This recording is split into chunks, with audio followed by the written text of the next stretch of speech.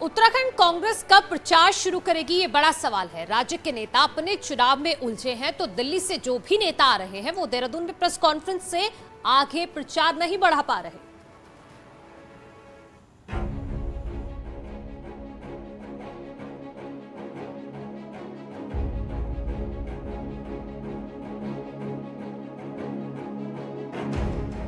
पहले टिकटों की लड़ाई में कांग्रेस दिल्ली में उलझी रही और अब जब प्रचार करना है तो बड़े नेता अपने अपने विधानसभा क्षेत्रों से बाहर निकल नहीं पा रहे। गणेश गोदियाल, हरीश रावत, प्रीतम सिंह, यशपाल आर्य को पहले अपने किले बचाने हैं ताकि बात ना बिगड़े। वहीं मुख्यमंत्री पुष्कर धामी शनिवार को उत्तरकाशी गए तो शुक्रवार को गृह मंत्री अमित शाह ने रुद्रप्रयाग में मोर्चा संभाला। ऐसे में सवाल है कि परिवर्तन यात्रा पूरी नहीं कर पाने वाली कांग्रेस कब जनता के बीच पहुंचेगी। लेकिन हमारी परिवर्तन यात्राएं भी सफल रही। हमारी भाजपा के ढोल की पोल यात्राएं भी ठीक रही।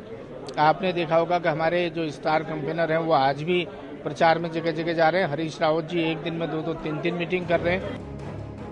कांग्रेस के लोकल नेता अपने चुनाव में उलझे हैं तो जो राष्ट्रीय नेता आ भी रहे हैं वो देहरादून में प्रेस कॉन्फ्रेंस करके वापस लौट रहे हैं। ऐसे में चुनावी राजनीति की माहिर बीजेपी से मुकाबले के लिए कांग्रेस की रणनीति कैसे बनेगी, ये सवाल है।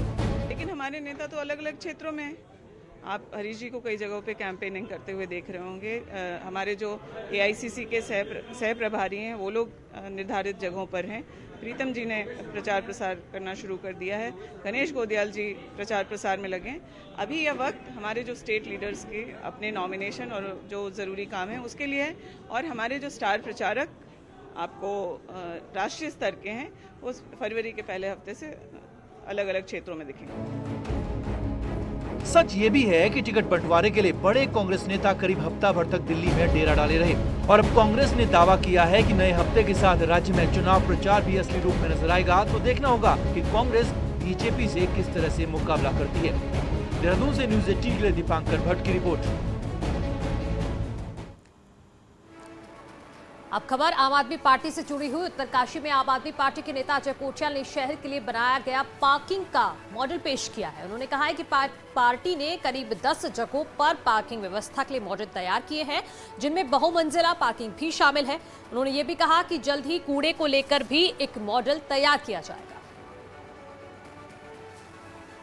और बस अड्डे बना करके हम आज एक तो टूरिज्म को इंकरेज करेंगे, रिलीजियस टूरिज्म को इंकरेज करेंगे और यहाँ के जो लोकल लोग हैं उनकी भी समस्याओं को कैसे दूर करेंगे। उधर जनता का ध्यान खींचने के लिए राजनीतिक दल कई तरीके अपना रहे हैं। छोटे पर्दे के कलाकार और जूनियर देवानंद के नाम से प्रसिद्ध किशोर भानुशाली ने बीजेपी प्रत्याशियों के समर्थन में हरिद्वार में प्रचार किया। वे यहां की 11 विधानसभा सीटों पर धामी सरकार के पक्ष में लोगों से वोट की अपील करते नजर आए। हरिद्वार के ज्वालापुर में आयोजित एक कार्यक्रम में जूनियर देवानंद ने अपनी प्रस्तुति दी। देहरादून में था, अभी 10 दिन में वहाँ था। अभी हरिद्वार में रहूँगा 5-6 दिन, उसके बाद मैं चला जाऊँगा खटीमा। और 2017 में मैं धामी जी के साथ था। टिकट बंटवारे से पहले महिला वोटर्स को लेकर सियासी पार्टियों ने भले ही कितने ही दावे किए हों, लेकिन 47% महिला वोटर वाले उत्तराखंड में ना बीजेपी ना ही कांग्रेस अपने दावों तक पहुंच पाई।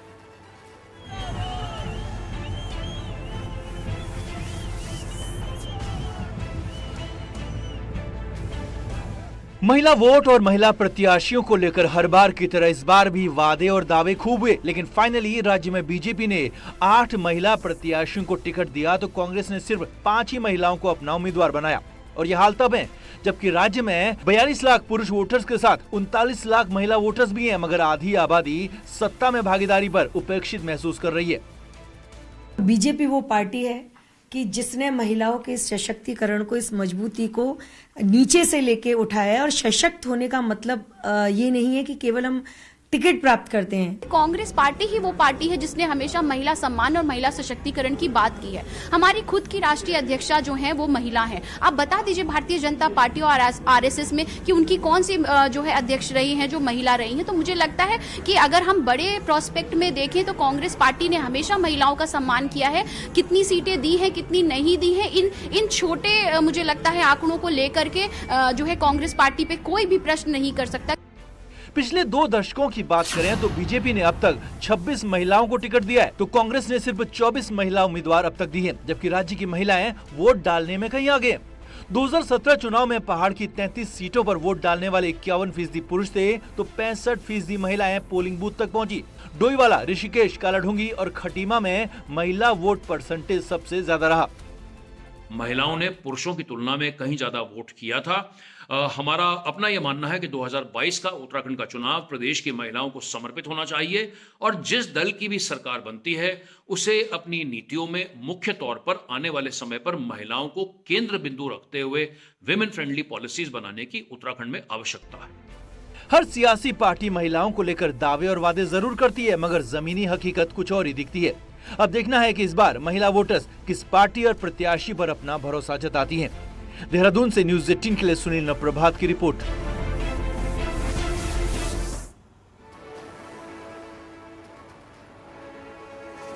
और वक्त हो गया एक छोटे से ब्रेक का, जल्द लौट रहे हैं, आप कहीं हो जाइए।